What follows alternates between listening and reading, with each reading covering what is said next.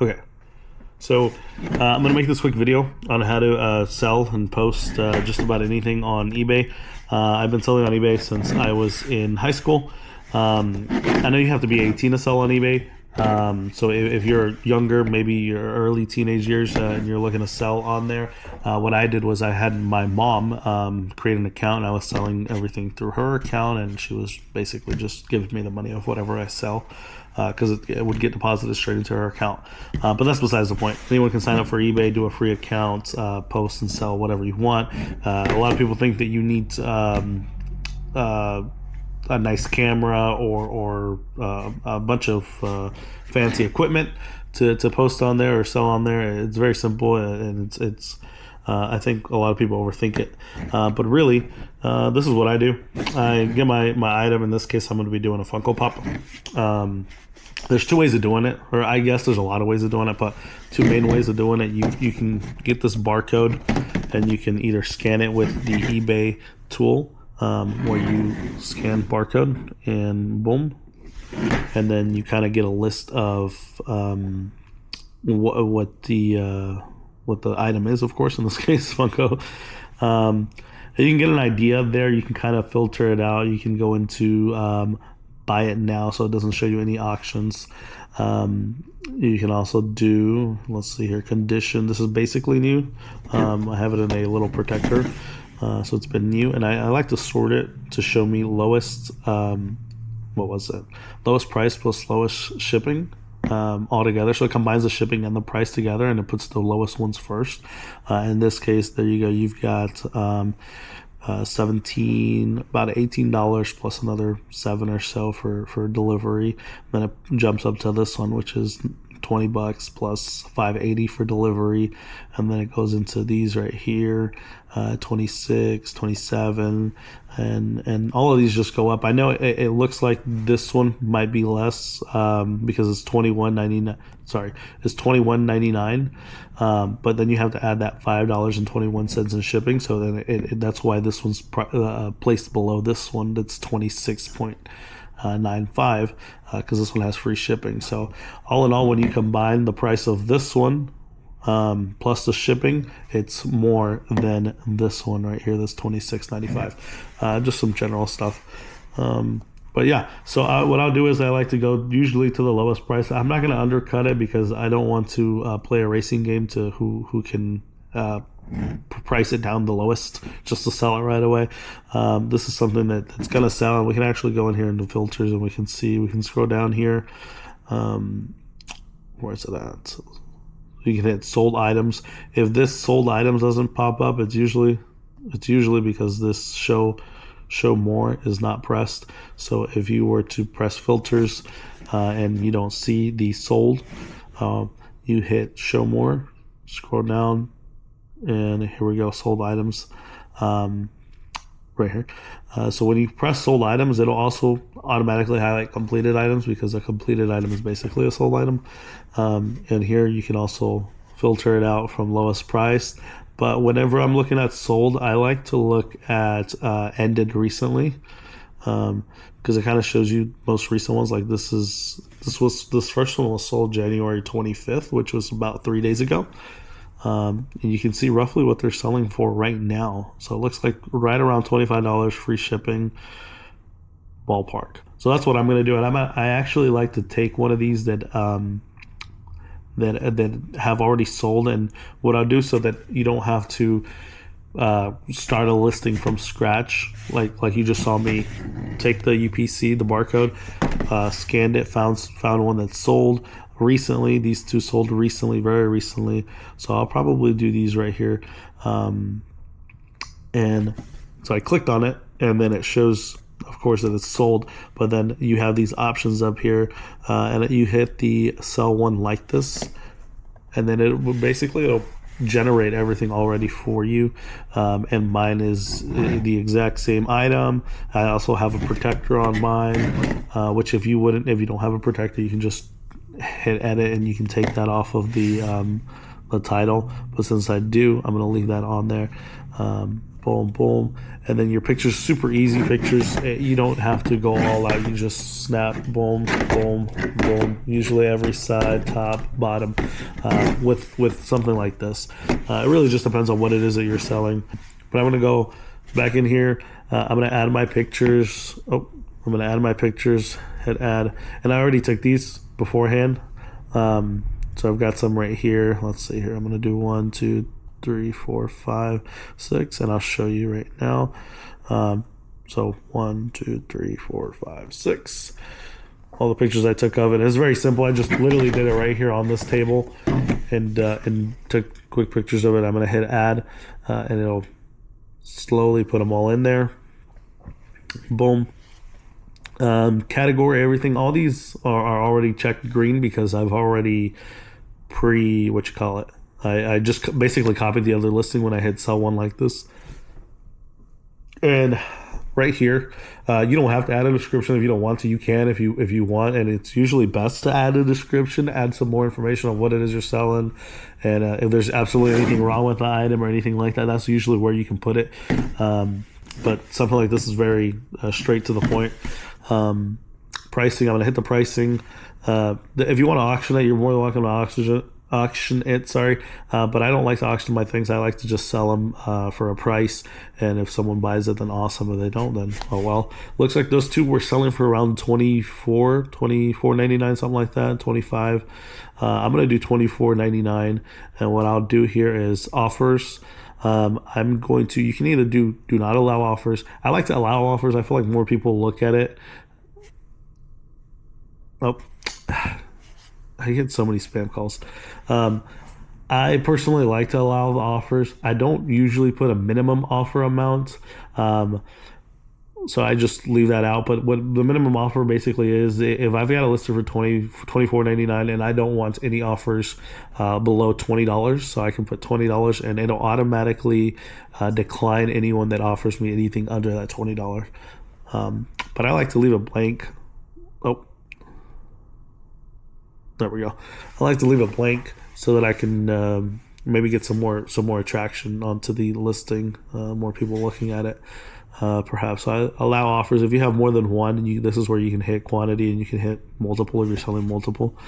Volume pricing, if you want to give a discount. If let's say you have two, and if someone's willing to buy both of them, you want to give them a 10% discount.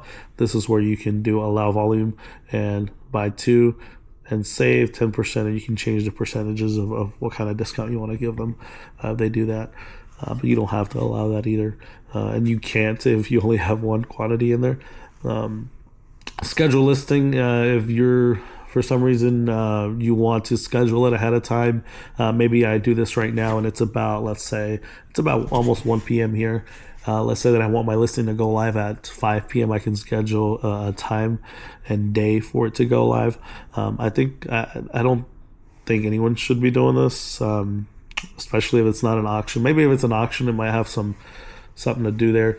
But since I'm just selling it straight out, I'm just going to leave it how it is. We're going to do done with the pricing. When I scroll down here, shipping's already checked green, but I like to double check it because it usually just copies whatever shipping settings that the listing originally had of the listing that I copied. So right here, how did I just turn on my camera? Okay, so right here, the item, typically if you copy one, it's already, for the most part, it's good. Something like this is a Funko Pop. It doesn't really weigh over a pound. If you have a scale, that'd be great. You can just put it on a scale. You can see how much it weighs, so you can put it on there. Dimensions, I've noticed that it doesn't really matter too much. I kind of like to eyeball it. This is definitely not 10. Well, it might be. No, it's not 10. It's not even a foot. And length, either width, and then height is very small. And this doesn't matter too much. You can always change it later on, especially if you're offering free shipping. If you're not offering free shipping, then I would take some more time, maybe pull a ruler out and see what the dimensions are of your product. That way it'll calculate an accurate shipping for your customer. But this is the way I do it. Where I just leave everything pretty much how it is, especially since I'm offering free shipping with this listing. Typically, I guess it really just depends on what you're shipping, but typically I like to offer free shipping because it's kind of eye-catching for a lot of people. They just look at a price and they see free shipping and they think, well, oh, at least I'm getting the shipping for free. So yeah, done there. And then we're going to go down here, shipping cost. So we were right here at package detail, shipping services, where you can choose different shipping providers and whatnot. I like to just leave it on recommended USPS ground. I found that to be the easiest, usually the cheapest as well. Boom, I'll leave it at that. Boom. And typically right here, I put free shipping. So I'm going to do free shipping. That stopped again. So I'm going to do, I do the free shipping because, let's see here.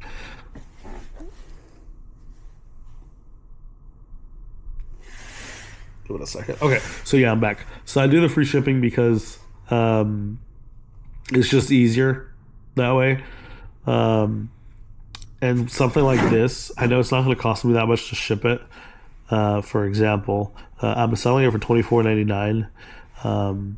Shipping, it's maybe not even a pound.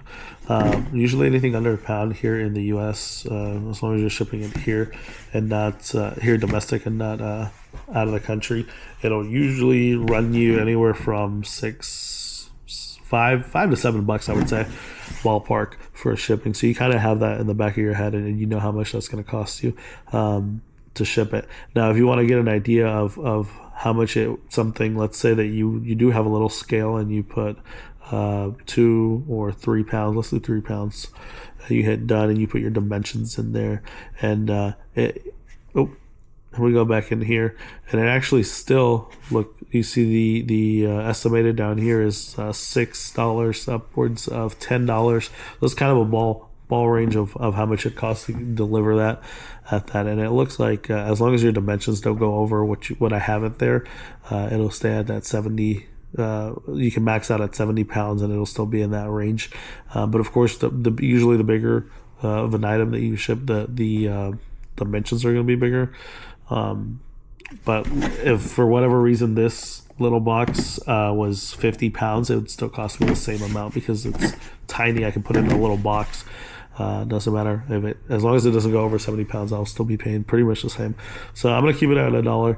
I'm sorry, I'm gonna keep it at £1. Free for the buyers, offer free shipping. Boom. So I'm gonna pay the shipping. So what it basically does is it takes your total, what it sells for plus taxes, and then it removes eBay's fee for selling on their platform, and then it will remove whenever you hit get list, if it sells, I'll show you in a second. But you can, there's a spot where you can hit generate or get list, or get the label. Sorry, I'm stuttering so much. So shipping costs, boom. Okay, so now that we're done with the shipping part, we go down here to preferences. You can pick your handling time. Let's say that something sells today. I like to leave it at 3 business days. I think it's standard for eBay. So that basically gives you 3 days to prep and ship the package. So if you were to do 1 day or same business day, if you sell something today, you're expected to go and drop it off at the post office today. So definitely I would leave it at 3 days. Kind of gives you a little bit of time to prep for it, especially if you're busy, if you're not doing this as a obviously full time, and you have, of course, things to do. That's usually the easiest way to do it. Item location, that's usually where you're located at. So this is where I'm located at. I usually press this one right here, require immediate payment, get paid right away when a buyer chooses to buy it now. Typically hit that. Return policy, no returns accepted. It says no returns accepted, but eBay is very customer sided, I would say. If someone were to purchase this and for whatever reason they want to return it and they start a return, even if I don't accept it, they can usually appeal it with eBay themselves, and eBay will basically force you to accept the return. So doesn't really matter too much. So that's pretty much it. I mean, scroll back up, you see all my pictures, boom, boom, boom, main, title, my pricing, everything's already done. Everything was pre-filled, really quick, easy. List it for free. If you want to donate to charity, if you want to promote your listing, which if you want to know a little bit more about that, you can feel free to ask me and comment. But everything's pretty straightforward. Or you can always Google it really quickly and find out how all this works. I usually don't recommend promoting listing unless you're selling something that absolutely has no listings out there. Maybe like a one-of-a-kind item. Maybe something you find at a flea market or a yard sale or something, and you just want to snap a picture of it and promote it and see if it sells for whatever you want to list it for. But that's pretty much it. And I'm just going to hit list your item. And just like that, boom, your listing is now live. You can list another item from there, which I don't recommend because it's going to be a brand new item. You're going to have to pre-fill everything. We got around pre-filling everything by going to a listing that had already sold. So right here, view your listing, boom. And you can see that it's live. And this is the live preview of what your customers or whoever's on their phone shopping, this is what they're going to see. Boom, really quick, easy, boom, boom, boom. Yeah, that's pretty much it.